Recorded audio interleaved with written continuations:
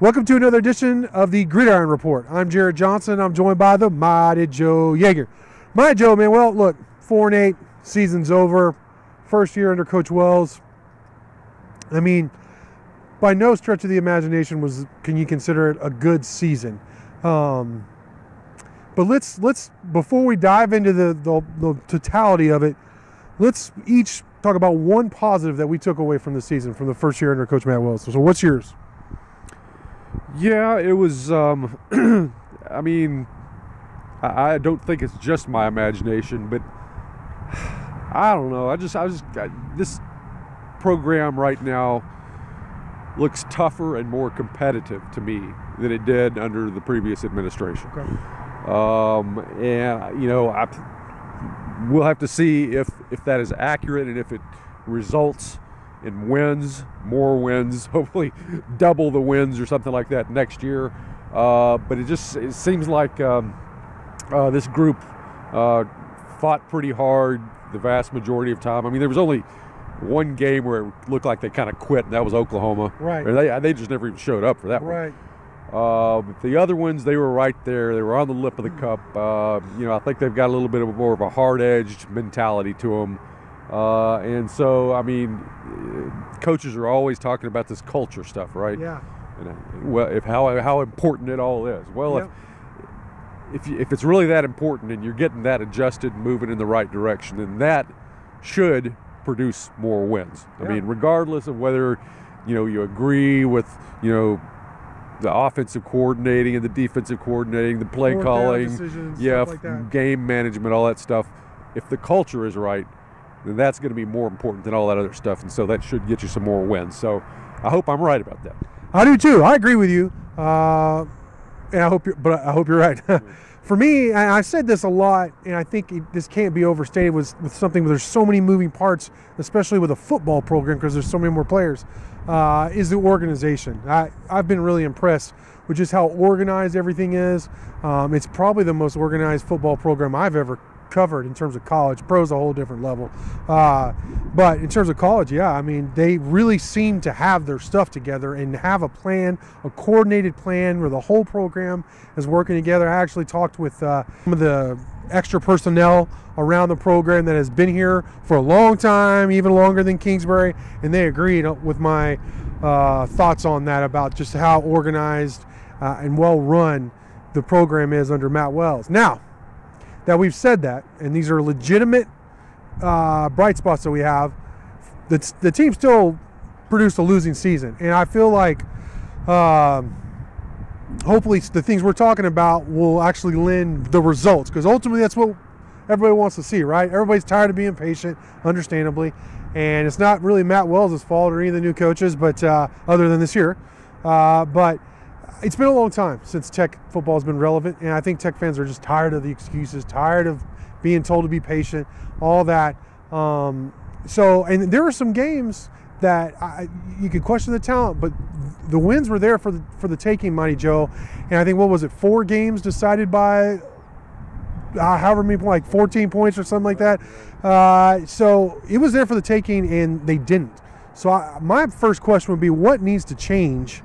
Or what needs to happen in order for them to let's say, win 2 of those. You win 2 of those games, you go 6-6. You can say, hey, go into a bowl game. At least there's something to sell on the recruiting channel, something to talk about. So what needs to happen, Joe, for them to win those close games next season? You can go a lot of ways with that question. Yeah.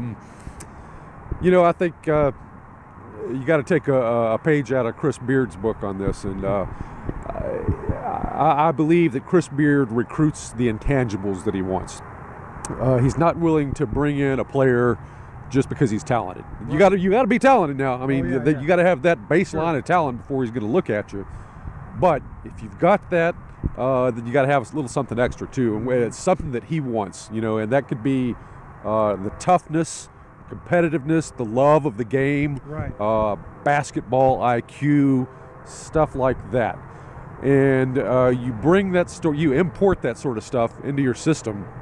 And basically you're importing winning, because that stuff, it really, I don't know if I'd go so far as to say it's actually 4-1, but it's very important, right. You know. And so I think the football program could have some success doing the same thing.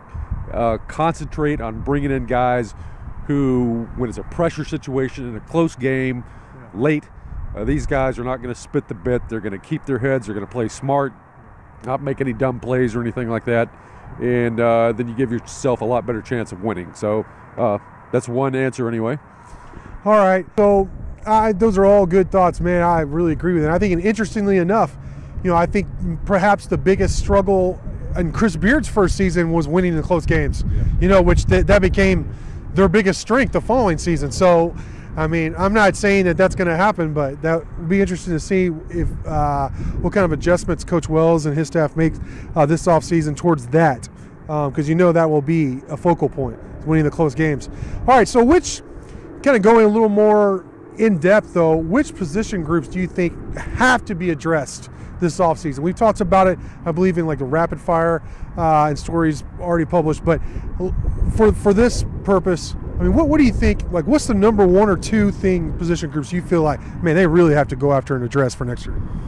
Well, the most obvious thing anybody can name this is the secondary, the defensive backs.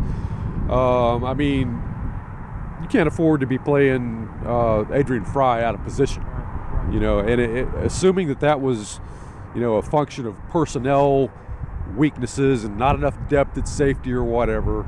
That's what Patterson basically told me. I asked him before the season, why'd you switch him? He said, well, because he's one of the only guys who have that he thought at the time, which sounds crazy now, that he had the skills to play safety. Right.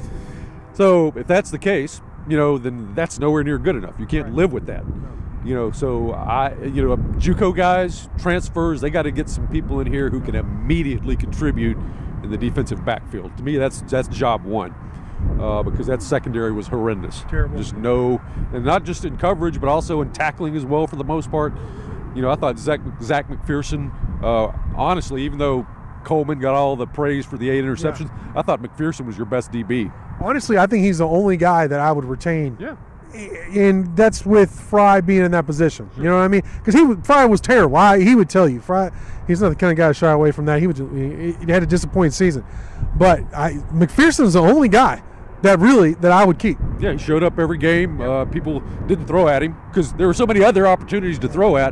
Why throw at your best guy? Yeah. So, but yeah, you got to address that. Leggett showed some promise, but then again, he struggled a lot too. Yeah, and I think the injuries were just, who knows what you got with him exactly. Right. Yeah. You'd like to see him stay healthy for a long time, and I'm sure he would too. Right. The other side of the coin, we saw what happens at running back when you get people banged up and missing, and actually 3 running backs is not enough. No. It really isn't, because that position is so, and they've already got the kid from Manor coming in. Yes, Taj is signing later this month, and he's going to play a lot. He would play a lot. He would have played a lot even if Armand Shine was still on the roster, which now they might try. I don't know if he'll be eligible or not, but they might try and get a waiver for Shine. So we'll have to see about that. If they did that, throw in Ellis Merriweather, who's a preferred walk-on junior college guy, very productive, 6'2", 220, 225 pounds. All of a sudden, you're starting to feel a little better about your backfield. Yep, and you've got to do that. I mean, I think no matter how you slice it and who returns and who doesn't and so forth, I think you got to make sure you have 4 backs that you feel really, really good about. You can throw in there against anybody in the Big 12 and say, oh, this guy can get it done. Yeah. So however you get to that number 4, you got to have it. And so, we'll see what happens. Certainly you got some of that coming back with Brooks is going to help. So we'll see. All right, so Mighty Joe, are you going to drink any Kool-Aid at all this offseason with Texas Tech football? This is the topic that every fan says, but then when we get around to spring ball, I start serving it up. People start guzzling it. Get to fall camp, it starts going down your jaws and everything. It starts going down your cheek. Everybody always says I'm not going to drink it. So I'm going to put you on the spot. Are you going to drink any Red Raider football Kool-Aid this offseason? Well, I'll just say this. Whatever my first prediction is of the season, whether it's a high optimistic or a pessimistic, that's what I'm sticking with. Okay. Because I've been burned too many times. No, mark it down. We'll put this one in the time capsule. Whatever I say, whenever we make these predictions for the first time, that's what I'm sticking with, and I'm sticking with it. All right, challenge accepted, Mighty Joe. All right, we'll see. But, hey, 4-8, it is what it is. We're going to have tons of coverage of recruiting. That's where it's at, recruiting and development, as Coach Wells has said. We'll have to see what happens this offseason, what they can build with this program. But, Joe, great stuff from you as always. Thank you all for watching, and until next time.